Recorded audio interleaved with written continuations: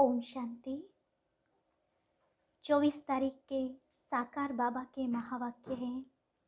बाबा ने कहा, मीठे बच्चे 21 जन्मों के लिए सदा सुखी बनने के लिए इस थोड़े समय में देही अभिमानी बनने की आदत डालो। प्रश्न है आज का, दैवी राजधानी स्थापन करने के लिए हरेक को कौन सा शौक होना चाहिए? उत्तर है सर्विस का शौक। ज्ञान रत्नों का दान कैसे करें, यह शौक रखो। तुम्हारे यह मिशन है पतितों को पावन बनाने की, इसलिए बच्चों को राजाई की वृद्धि करने के लिए खूब सर्विस करनी है। जहाँ भी मेले आदि लगते हैं, लोग स्नान करने जाते हैं, वहाँ पर्चे छपाकर बांटना है, ढिंडोरा पिटवाना है। गीत बजा है, तुम्हें पाकर हमने जहाँ पा लिया, जमी तो जमी आसमां पा लिया। ओम शांति। निराकार शिव बाबा बैठकर बच्चों को समझाते हैं कि बच्चे देही अभिमानी भव, अपने को आत्मा समझो और बाप को याद करो। हम आत्मा हैं, हमको बाप पढ़ाते हैं। बाबा ने समझाया है, संस्कार सब आत्मा में ही रहते हैं। जब माया रावण का राज्य होता है अथवा भक्ति मार्ग शुरू होता है तो देही अभिमानी बन जाते हैं।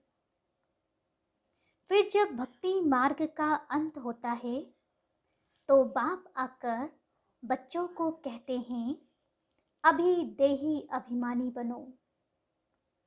तुमने जो जब तब दान पुण्य आदि किए हैं, उनसे कुछ भी फायदा नहीं मिला। 5 विकार तुम्हारे में प्रवेश होने से तुम देह अभिमानी बन पड़े हो। रावण ही तुमको देह अभिमानी बनाते हैं। वास्तव में असल तुम देही अभिमानी थे। फिर से अभी यह प्रैक्टिस कराई जाती है कि अपने को आत्मा समझो। यह पुराना शरीर हमको छोड़ नया जाकर लेना है। सतयुग में यह 5 विकार होते नहीं हैं। देवी देवता जिनको श्रेष्ठ पावन कहा जाता है, वह सदैव आत्माभिमानी होने के कारण 21 जन्म सदा सुखी रहते हैं। फिर जब रावण राज्य होता है तो तुम बदलकर देह अभिमानी बन जाते हो। इनको सोल कॉन्शियस और उनको बॉडी कॉन्शियसनेस कहा जाता। निराकारी दुनिया में तो बॉडी कॉन्शियस और सोल कॉन्शियस का प्रश्न ही नहीं उठता। वह तो है ही साइलेंस वर्ड। यह संस्कार इस संगम पर ही होते हैं। तुमको देह अभिमानी से देही अभिमानी बनाया जाता है। सतयुग में तुम देही अभिमानी होने के कारण दुख नहीं उठाते हो, क्योंकि नॉलेज है कि हम आत्मा हैं। यहाँ तो सब अपने को देह समझते हैं। बाप आकर समझाते हैं, बच्चे अभी देही अभिमानी बनो तो विकर्म विनाश होंगे। फिर तुम विकर्मा जीत बन जाते हो। शरीर भी है, राज्य भी करते हो, तो आत्म अभिमानी हो। यह जो तुमको शिक्षा मिलती है, इससे तुम आत्म अभिमानी बन जाते हो, सदैव सुखी रहते हो। सोल कॉन्शियस होने से ही तुम्हारे विकर्म विनाश होते हैं। इसलिए बाबा समझाते हैं, मुझे याद करते रहो तो विकर्म विनाश होंगे। वह गंगा स्नान जाकर करते, परंतु वह कोई पतित पावनी तो है नहीं, न योग अग्नि है जिससे विकर्म भस्म हो। ऐसे ऐसे मौके पर तुम बच्चों को सर्विस करने का चांस रहता है। जैसा समय वैसी सर्विस।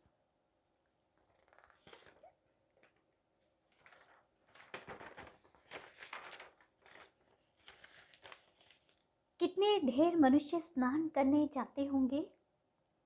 कुंभ के मेले पर सब जगह स्नान करते हैं।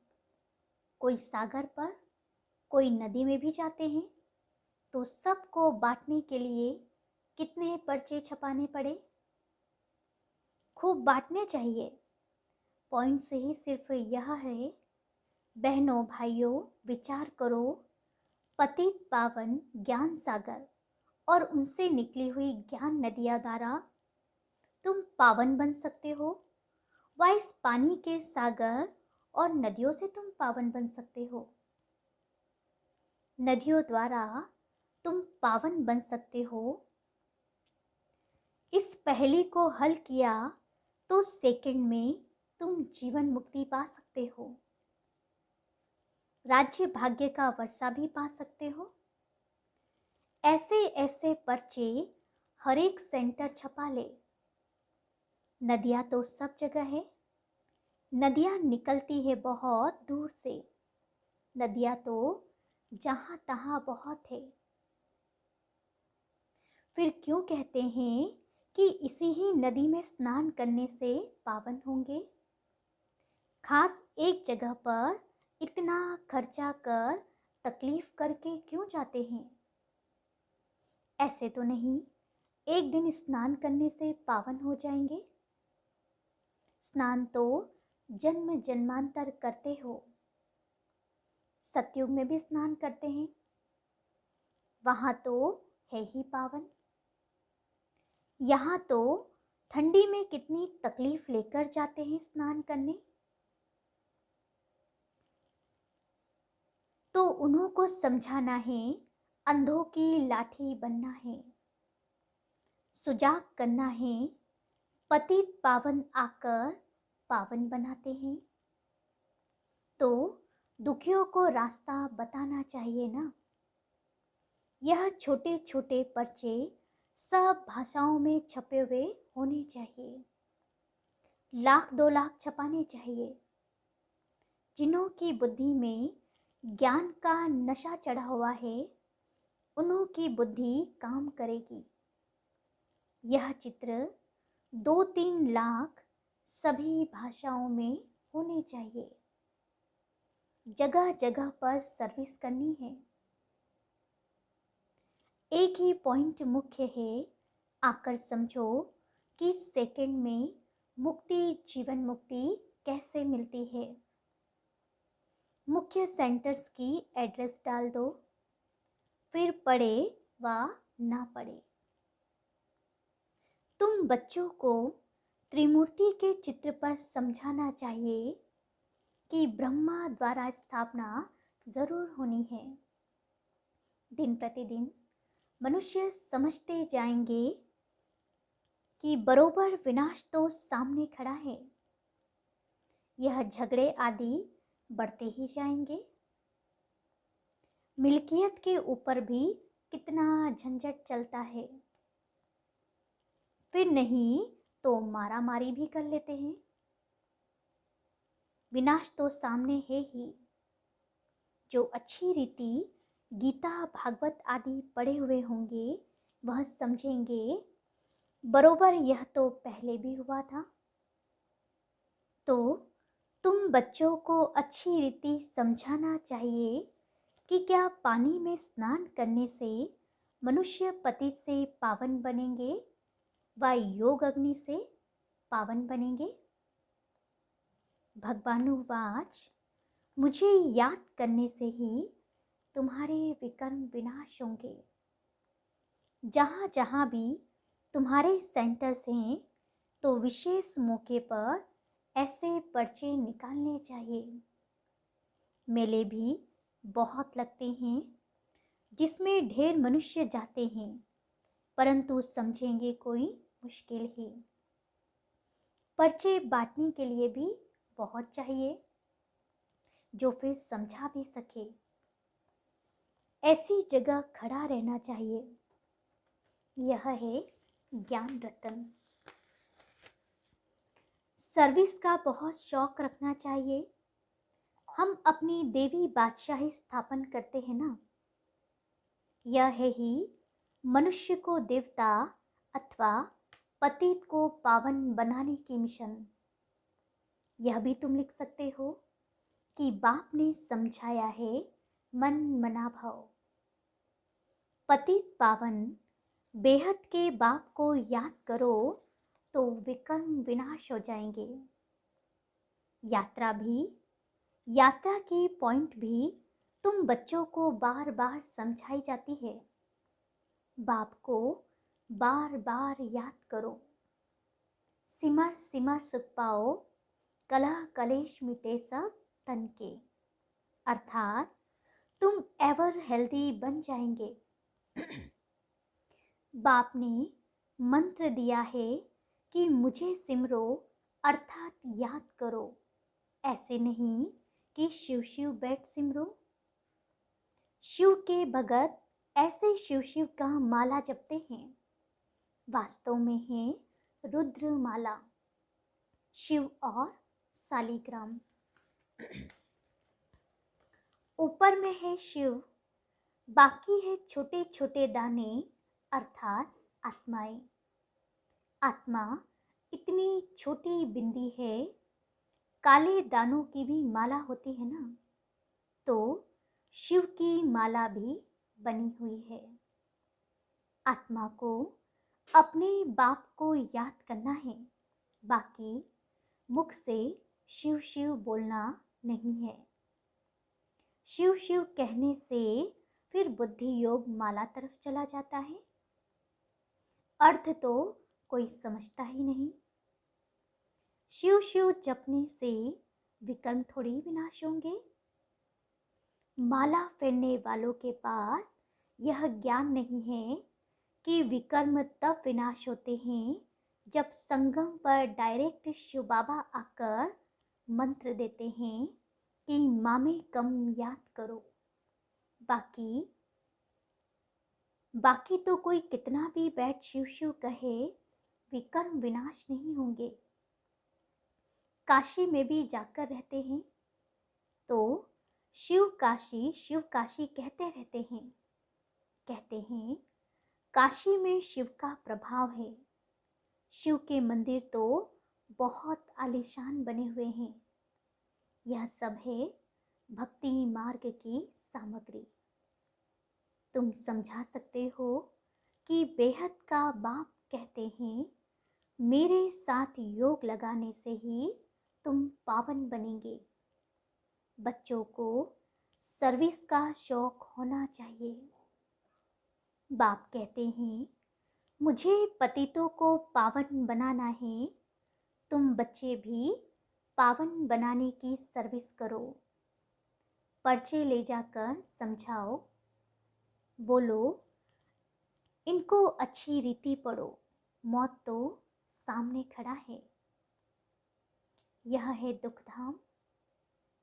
अब ज्ञान स्नान एक ही बार करने से सेकंड में जीवन मुक्ति मिलती है। फिर नदियों में स्नान करने से भटकने की क्या दरकार। हमको सेकंड में जीवन मुक्ति मिलती है तब ढिंडोरा पिटवाते हैं, नहीं तो कोई थोड़े इसे पर्चे छपवा सकते हैं। बच्चों को सर्विस का बहुत शौक होना चाहिए। पहेलियां भी जो बनवाई है वो सर्विस के लिए है। बहुत है जिनको सर्विस का शौक ही नहीं, ध्यान में ही नहीं आता कि कैसे सर्विस करें।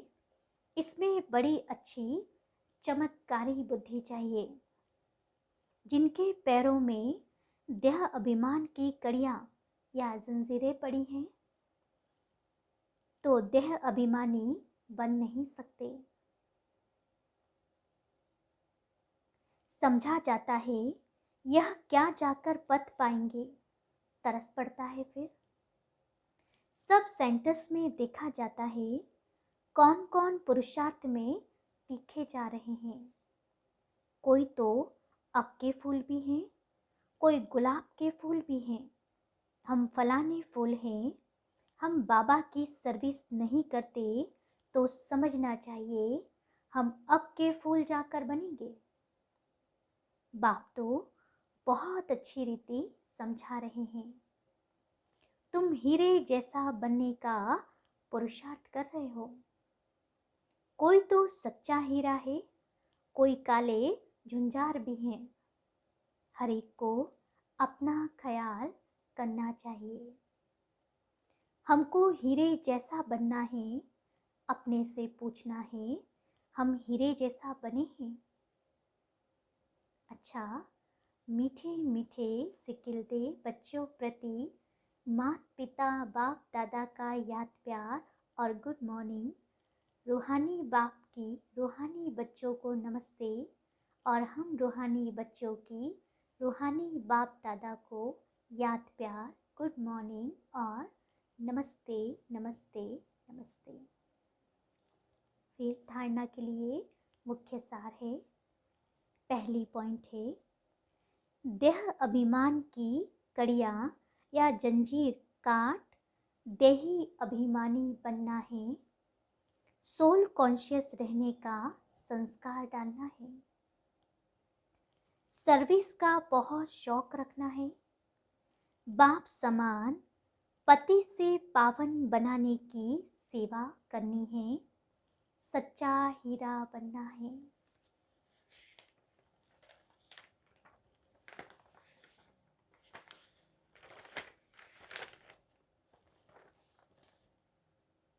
वरदान है, कर्म करते हुए न्यारी और प्यारी अवस्था में रह हल्केपन की अनुभूति करने वाले कर्मातीत भव। डिटेल है, कर्मातीत अर्थात न्यारा और प्यारा। कर्म किया और करने के बाद ऐसा अनुभव हो जैसे कुछ किया ही नहीं, कराने वाले ने करा लिया। ऐसी स्थिति का अनुभव करने से सदा हल्कापन रहेगा।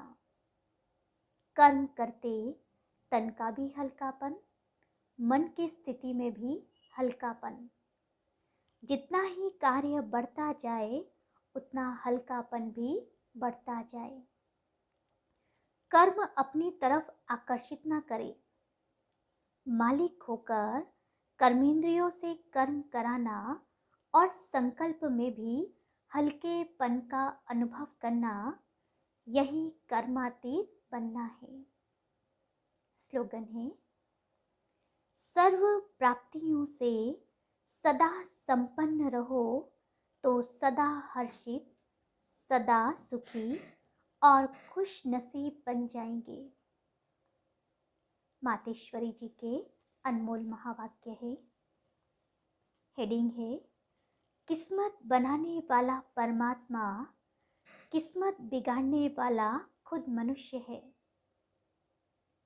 अब यह तो हम जानते हैं कि मनुष्य आत्मा की किस्मत बनाने वाला कौन है और किस्मत बिगाड़ने वाला कौन है। हम ऐसे नहीं कहेंगे कि किस्मत बनाने वाला बिगाड़ने वाला वही परमात्मा है। बाकी यह जरूर है कि किस्मत को बनाने वाला परमात्मा है और किस्मत को बिगाड़ने वाला खुद मनुष्य है। अब यह किस्मत बनी कैसे और फिर गिरे कैसे, इस पर समझाया जाता है। मनुष्य जब अपने को जानते हैं और पवित्र बनते हैं तो फिर से वो बिगड़ी हुई तकदीर को बना लेते हैं। जो फिर बिगड़ गई है, अब वही फिर बिगड़ी तकदीर को परमात्मा खुद आकर बनाते हैं। अब कोई कहे परमात्मा खुद तो निराकार है, वो तकदीर को कैसे बनाएगा। इस पर समझाया जाता है, निराकार परमात्मा कैसे अपने साकार ब्रह्मा तन द्वारा, अविनाशी नॉलेज द्वारा हमारी बिगड़ी हुई तकदीर को बनाते हैं। अब यह नॉलेज देना परमात्मा का काम है। बाकी मनुष्य आत्माएं एक दो की तकदीर को नहीं जगा सकती हैं। तकदीर को जगाने वाला एक ही परमात्मा है। तभी तो उन्हों का यादगार मंदिर में कायम है। अच्छा, लवलीन स्थिति का अनुभव करने की आज की पॉइंट है, जिस समय जिस संबंध की आवश्यकता हो उसी संबंध से भगवान को अपना बना लो। दिल से कहो मेरा बाबा, और बाबा कहे मेरे बच्चे। इसी स्नेह के सागर में समा जाओ। यह स्नेह छत्र छाया का काम करता है। इसके अंदर माया आ नहीं सकती।